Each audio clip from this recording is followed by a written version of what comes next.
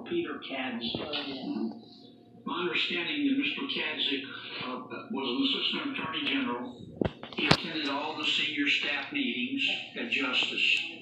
At these senior staff meetings, the Attorney General was in attendance, and various investigations by the FBI were discussed. I also understand that Mr. Kadzik was a good friend of John Podesta. Mr. Podesta was President Obama's chief of staff, and he was chairman of the Hillary Clinton for President campaign, and that Mr. Kadzik also had worked for Governor Dukakis, Senator Walter Mondale, our Governor, Vice President Walter Mondale, and was involved in the Mark Rich pardon. Now, he asked the Clinton campaign for a job for his 24-year-old son.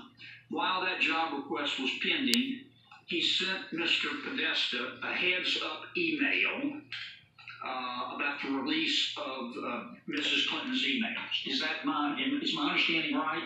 It is. Did you look at Mr. Kadzik's telecommunication devices to see if he had other communications with Mr. Podesta?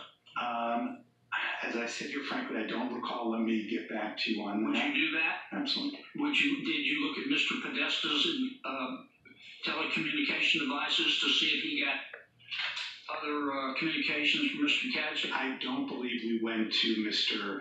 Podesta's communication devices as a third party. Would you do that? Let me talk with the team, and if I could get back to you on that. Okay. Well, my point, not to put too fine a point on it, but he already was giving inside information to the chairman of the Hillary Clinton campaign. He did it once while his son's job request was pending. It would seem to me to be a reasonable possibility he did it other times as well. I'm not saying, I'm not alleging it. I just want to know. Yeah. Thank you, Mr. Chairman. Senator Combs. Thank you, Chairman Grassley, and thank you to our witnesses for your hard work and for what's been a long hearing. I want to begin by thanking you, Inspector General Horowitz, and your staff, the Director of the FBI, Mr. Wray, and the thousands of agents and DOJ professionals who are doing a difficult, sometimes even dangerous jobs to investigate and prosecute crimes all over the country. The IG and FBI have demonstrated something very important today through this process and through this report, which is that our country's most senior leaders, our most senior law enforcement leaders, are subject to scrutiny for their conduct.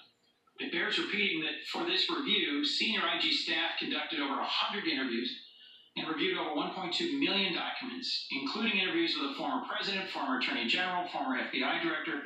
Frankly, that's something that wouldn't happen in a lot of other countries.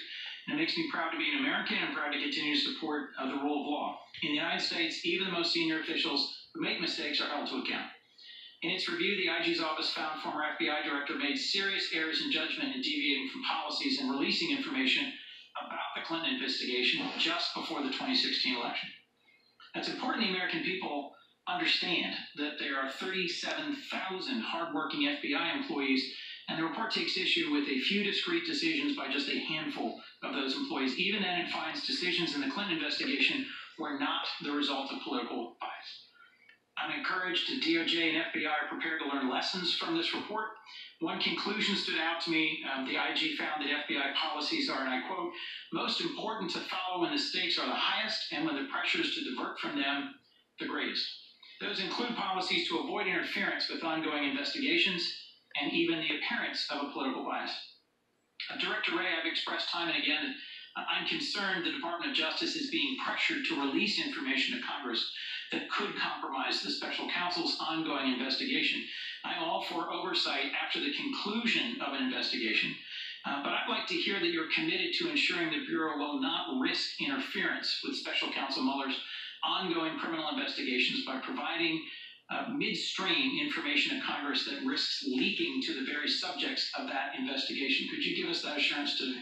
Senator, well, on the one hand, we are, of course, committed to cooperating with legitimate congressional oversight, and that's an important part of our responsibility. We are also committed and obligated to protect the integrity of ongoing criminal investigations, not just the one you mentioned, but others. We're also obligated to protect sources and methods. We're also obligated to do things like respect grand jury secrecy, which actually makes it illegal for us to share certain information. None of that is meant to suggest that we don't want to do everything we can, and in fact aren't doing everything we can to cooperate with the, I think, maybe 6 different committees in Congress that are investigating different ways related matters. We're providing mountains of information, briefings, interviews, reading room access, etc. And so we're doing everything we can to be responsive while at the same time making sure that we don't jeopardize ongoing criminal investigations, and that's something I'm committed to. Thank you. Our president has repeatedly described the FBI's investigation into campaign activities in 2016. In fact, he did this earlier today, about 11:27 today, as a witch hunt. You and I both know that the Justice Department has uncovered ongoing interference with our 2016 elections, has already charged 20 individuals and 3 companies with crimes. Trump campaign and administration officials have admitted to acting as undisclosed foreign agents for a pro-Russian political party and lying about conversations with the Russian ambassador, not to mention bank fraud, money laundering, tax crimes. Just ask you a conclusory question, if I might. Do you believe the investigation into Russia's interference in our 2016 election is important and should be completed without political interference? Senator, I believe that Special Counsel Mueller is conducting an important investigation. I believe that the question of Russian interference with our election is something that needs to be taken very seriously, and the investigative work that's being done in that regard needs to be concluded. Thank you. Mr. Horowitz, I think you'd agree with me that even the appearance of political bias within an FBI investigation is problematic. Is that correct? Correct. So that's why your investigation found fault in an exchange of text messages that you identified that demonstrated some political bias. Is that right? Correct.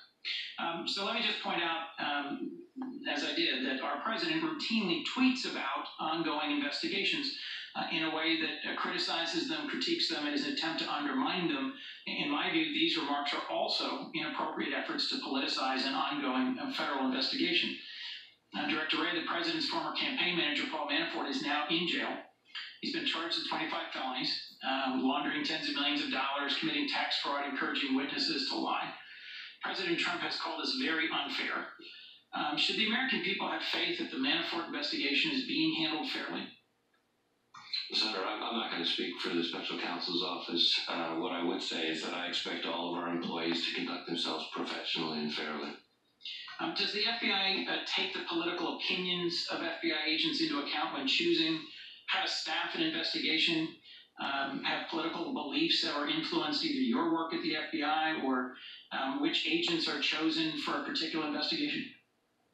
I don't use political litmus tests as a basis for choosing who works on investigations. I do think it is extremely important that all of our agents understand not just the importance of objectivity, but the appearance of objectivity. And to me, that means that we need to be focused on making sure that we're following our rules, following our processes, following what the Inspector General refers to as long-established norms. The safe place for us is in process and making sure that we follow the process, and that we do that independently and objectively. No matter who likes the result, we'll be okay. But the important thing is to make sure that our process is bulletproof. I couldn't agree more. Mr. Horowitz, President Trump has claimed FBI officials are biased against him and in favor of former Secretary Hillary Clinton.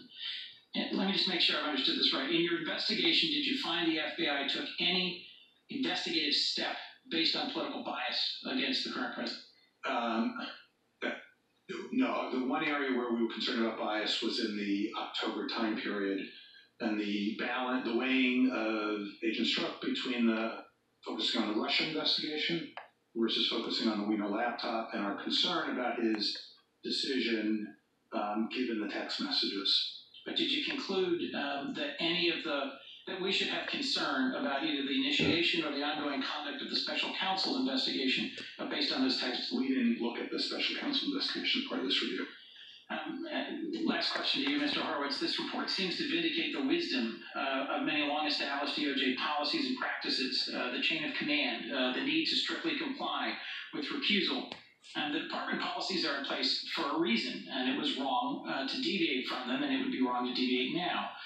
Do you agree that ad hoc deviations from established policies and procedures should be avoided? I do, and I think that's partly one of the most most important takeaways of this report? Well,